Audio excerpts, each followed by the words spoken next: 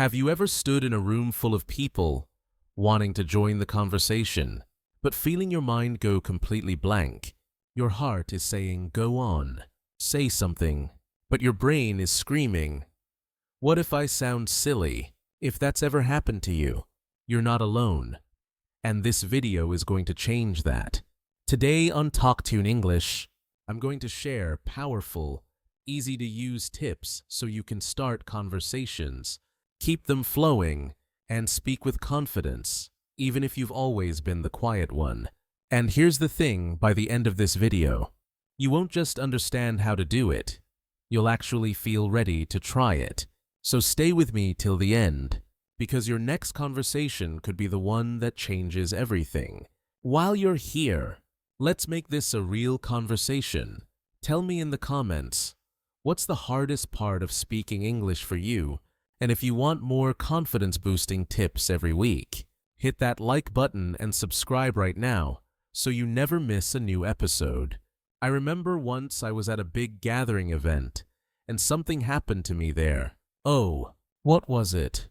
Well, there was this group of people, and they were talking about something so incredibly interesting, a topic I know a lot about, and I had so much I wanted to say, so many thoughts and ideas. So, did you jump in? Did you share your thoughts? That's the thing. I really wanted to, but I just didn't know how to join the conversation. I kept thinking, what if I interrupt? What if it's awkward? And I just stayed quiet. Later, I felt really bad that I didn't say anything at all. Oh, I completely understand that feeling. I think almost everyone has been there. You have so much to contribute, but that little voice in your head stops you, and you just feel stuck on the outside. Exactly. It's that moment when you wish you could just confidently step in and share your ideas, but something holds you back. Well, this is what we're doing today. We're going to talk all about how to talk to anyone with confidence. We'll share simple, practical ways to feel more comfortable joining conversations, speaking your mind, and connecting with people. I'm Jason, by the way, and I'm Emily. This is TalkTune English, the place where you can relax, lie down, or even while you sleep. No pressure, no stress, just real conversations. So, if you want to talk to anyone confidently and easily, get comfortable, grab your tea, and let's get started. So Jason, why do you think it's so hard to talk to people sometimes? I think it often comes down to just feeling nervous. Our mind starts overthinking everything. We begin to worry about what the other people might think of us. Yes, that worry about what will they think is so strong, isn't it? It is. You start thinking, will I say something wrong? Will they think I'm strange? Am I going to be judged?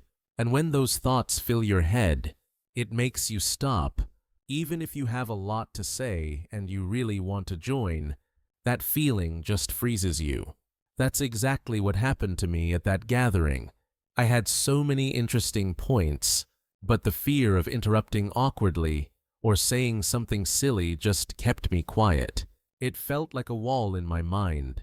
It's a very common experience.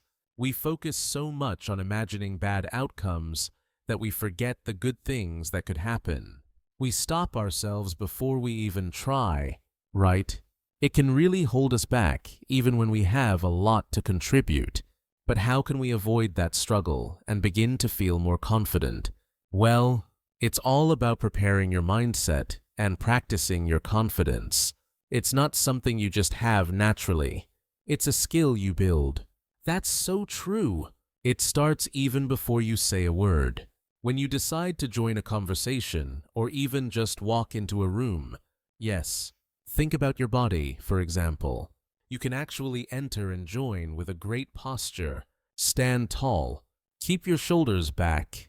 It instantly makes you feel a little stronger, and it also makes you look more confident to others. And don't forget a smile. A genuine friendly smile is a universal welcome sign.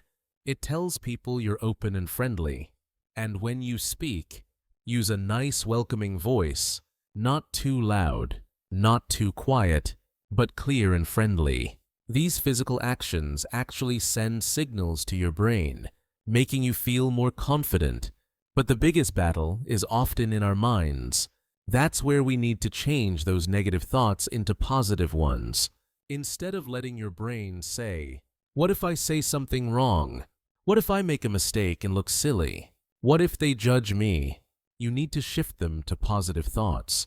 You need to switch that thought immediately. For example, instead of "what if they laugh at me," you can tell yourself, "Well, at least I made someone laugh today." Or if I make a mistake, it's okay. It's just a learning moment. Or instead of thinking, "What if I interrupt awkwardly?" tell yourself, "I'm just going to try to join the flow of the conversation in a polite way." The worst that can happen is you pause and then you try again. It's about remembering that in most everyday conversations, it's not that serious. People are usually focused on enjoying the moment, not judging your every word. They're more likely to appreciate you joining in. Right. It's not that serious if you think about it. However, for many people, the challenge isn't just what to say, but how to start. A lot of us struggle with what's called small talk, or just simply initiating the conversation. Yes, that's it. If you don't know, initiate just means starting something. So, initiating a conversation means simply being the one to begin talking. It can feel like the hardest part, especially when you're walking up to a group or someone you don't know. Well, it's true. You see a group laughing and chatting and you have thoughts, but then you think, "How do I just enter that? What do I say first?" The first few words can feel really difficult to find. I think if I knew back then in that gathering how to start the conversation smoothly, or how to just join it without feeling awkward, it would have helped me so much, and small talk is so important. 2. By small talk, we mean those easy, light conversations about general things, like the weather, or what someone did on the weekend, that help you connect with people. Yes, knowing how to have small talks is really important for building confidence. It's how you test the waters, and how you show you're friendly. Now, how do we start a conversation? Let's actually give our listeners some powerful phrases and ways to start a conversation that make them sound confident. These are simple ways and phrases that make that first step much easier and more natural. The easiest way to start is often by simply making an observation about your surroundings or making a comment on the current situation. This is something you both share, so it's a safe topic. Yes, you're both in the same place at the same time, so you have common ground. For example, if you're at an event where food is served, you could say, "This food is great, isn't it?" Or, "I love this dish. It's my favorite." If you're outside or waiting somewhere, you could say, "It's a beautiful day, isn't it?" Or, "This line is quite long today." See, it's a simple statement or question about something you both experience. It opens the door for the other person to reply. The next trick is to ask an open-ended question. An open-ended question means a question that cannot be answered with just yes or no. It invites the other person to give a longer answer, which starts a conversation. This is very important. If you're at a gathering, you can ask, "What brings you here today?" Or, "How do you know the host?" If you see someone with a book or wearing a shirt from a certain place, you can ask, "What are you reading?" Or, "I love that city. What did you like most about it?" These questions immediately invite more than just a single word, which helps the conversation grow. Another great way to start is by offering help, or even asking for very simple help yourself. Yes, it creates a small moment of connection. If you see someone struggling with something light, you could say, "Can I help you with that?" Or, "Do you need a hand?" If you genuinely need a piece of information, you could say, "Excuse me, do you know where the restroom is?" Or, "Could you tell me what time the next bus is?" Most people are happy to help, and this small interaction can naturally lead to a longer chat. Also, another powerful way to start is with a sincere and specific compliment. Sincere means it's real and specific. It means you don't just say, "You look nice." For example, if you like something someone is wearing, you could say, "I love your bag. Where did you get it?" Or if you notice something they've done, you can say, "That was a really interesting point you made earlier." This makes the person feel good and gives them an easy way to respond. Just make sure it's honest. But what happens after those first few words? Now that we've started the conversation, how do we keep the conversation going? That's the next big step. Our tip here is to use simple strategies to keep the conversation going and avoid those awkward silences. That's right. The most natural way to continue is by asking follow-up questions. This means you listen to what the other person just said, and then you ask a question that relates directly to their last point. It shows you were listening. Don't just ask a new random question. For example, if someone says, "I just got back from a trip," you don't then ask, "What's your favorite color?" Instead, you ask, "Oh, where did you travel?" Or "What was the best part of your trip?" Or if they say, "I'm really busy with a new project at work," you could ask, "What kind of project is it?" Or "Is it challenging?" It makes the conversation feel natural. Another great way to keep it going is to share something related to what they just said. But remember, keep it brief. It's not about taking over the conversation. For example, if they talk about loving to read, you could say, "Oh, I love reading, too. What kind of books do you usually read?" If they mention a hobby like cooking, you might say, "That sounds fun. I tried making pasta last week. It was quite an adventure." You're adding to the conversation, not just asking questions. This makes it feel more like a real conversation. It's also very important to show that you're listening and interested. Simple words and sounds can make a big difference. Like, for example, "Oh, really? That's interesting. Wow," or "I see what you mean." These show the other person you're engaged, and it encourages them to continue talking. It makes them feel heard. Also, you can simply comment on what they said. For example, if they say, "I spent the weekend hiking in the mountains," you could say, "That sounds like fun," or "I understand what you mean. Hiking can be very refreshing." If they share a small frustration, you could say, "That must be tough," or "I can see why that would be annoying." These phrases show understanding. By mixing them, you can keep conversations flowing naturally and feel much more confident talking to anyone. All right, so we've talked about how to prepare your mindset, how to start conversations, and how to keep them going. Now, let's talk about some common mistakes people make that can actually make them feel less confident and how to avoid them. Sometimes knowing what not to do is just as important as knowing what to do. The first mistake is over-explaining or apologizing too much. You know when you say something and then you immediately try to give too many details or too many reasons. Or you say "I'm sorry" many times for small things. That can make you sound less confident, even if your idea is good. If you give too many details or keep apologizing, it can make your listener feel like you're not sure about what you're saying, or that you think you've done something wrong even when you haven't. Just say what you need to say clearly, and then stop. Trust that the other person understood you. If they need more information, they will just ask you. The next common mistake is something many people do without realizing it: not truly listening and just talking way too much. Oh, this is a big one. We sometimes get so focused on what we want to say or worried about silence that we forget to really hear the other person. A conversation is like playing catch with a ball. One person throws, the other catches, then throws back.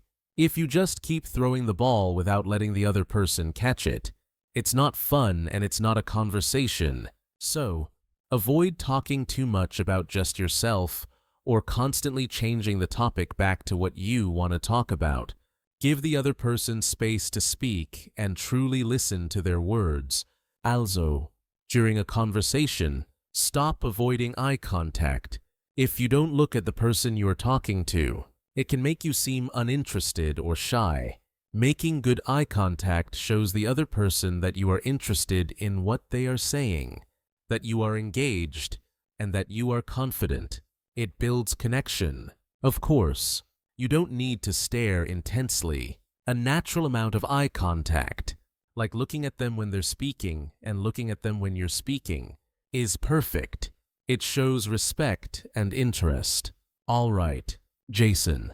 So, we've talked about how to start a conversation, how to keep it going, and what mistakes to avoid. Now, how do you confidently and politely end a conversation?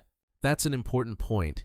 Nobody wants to be stuck in a conversation that's gone on too long, or to just walk away awkwardly. Knowing how to exit smoothly leaves a great impression. One of the easiest ways to end is to briefly mention something you need to do next, or a plan you have. This shows that it's time to move on. It gives a polite reason for leaving. For example, you could say, "Well, I should probably let you go," or simply say, "I need to get going now." Or another excellent way is to simply express your appreciation for the conversation. This leaves a warm, positive feeling. You can say, "It was great talking to you," or "I really enjoyed our conversation," or if you just met them, you can say, "It was nice meeting you." This shows genuine politeness and that you valued the interaction. If you want to continue the conversation another time, or if you plan to see them again, you can suggest a future interaction. You could say, "Let's catch up again soon," or "Maybe we can talk more about this later." If you're at an event, you can say, "I'll catch you later." This keeps the door open for another conversation without having to continue this one right now. And finally, just some simple, polite ways to say goodbye. You can say, "Have a great day," or "Enjoy the rest of your day," or simply say, "Take care." By combining one or two of these phrases, you can confidently and politely end almost any conversation. For example, "It was really great talking to you, but I need to get going now. Have a great day." We've shared so many practical ways to build confidence in conversations, but there's one more absolutely essential point I want to emphasize that makes all of this much easier, which is be present and really listen. You see, you simply can't have a truly successful or confident conversation without listening. Well, that's so true. If you're not listening, you're just waiting for your turn to talk, or worse, you're busy thinking about what you're going to say next. When your mind is focused only on you talking, or on what you're going to say, you're not really hearing the other person. You miss their words, their feelings, and important details. This makes the conversation feel one-sided and can make you seem uninterested.